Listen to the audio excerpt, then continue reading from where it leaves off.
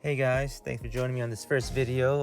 Not first project. I think this is car number 20, but this is the new addition to the family.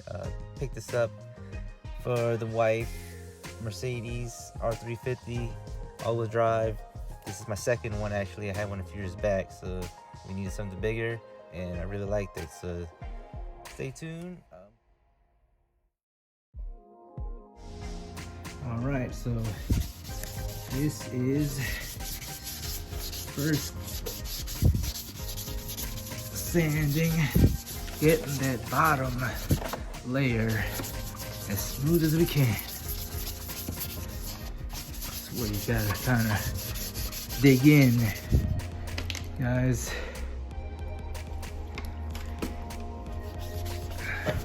Wet sand it, get all that dirt that you sanded down.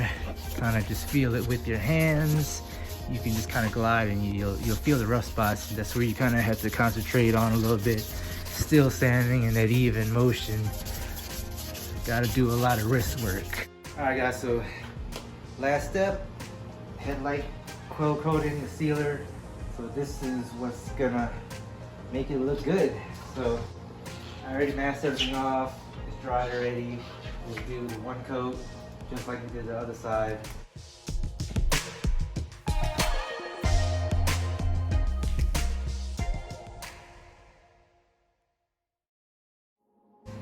Real glossy, you can see through it.